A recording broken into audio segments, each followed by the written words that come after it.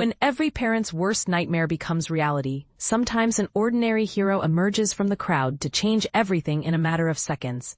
This past weekend at Hersheypark, what started as a typical family vacation turned into a heart-stopping rescue mission that has left everyone asking one crucial question.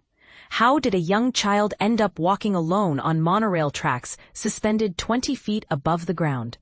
John Sampson, a father of 3 from Bucks County, never imagined he'd become the center of a viral rescue video when he decided to take a break from the rides.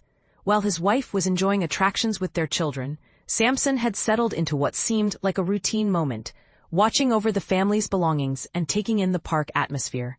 But here's where the story takes a dramatic turn that most people couldn't have predicted. Something caught my peripheral vision that absolutely shouldn't have been there, Sampson recalled during his interview with NBC 10.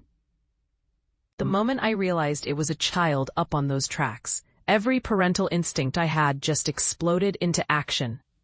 The dramatic footage, now circulating widely, reveals the terrifying reality of the situation. A young boy can be seen carefully navigating the narrow monorail tracks, completely exposed and dangerously high above the ground. What makes this even more chilling is how the incident unfolded.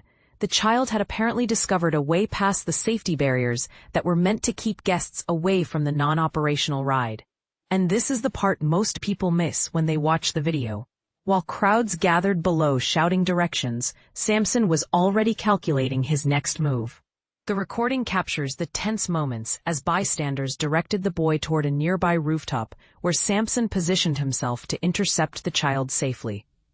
Being a dad to 3 kids myself, watching another child in that kind of danger just triggered something primal, Sampson explained. There wasn't even a question about whether to help. It was just about figuring out how to do it as quickly and safely as possible.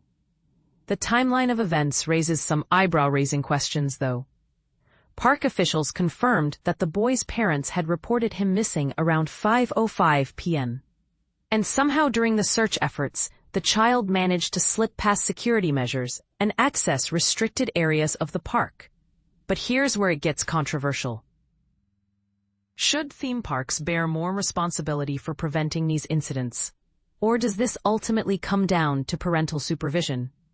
Hersheypark's official response emphasized their gratitude for guest vigilance and their team's swift response, while reaffirming their commitment to maintaining top-tier safety standards throughout the facility.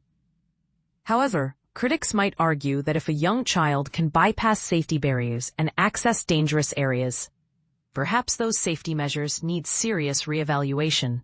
Sampson's heroic actions undoubtedly prevented what could have been a devastating tragedy.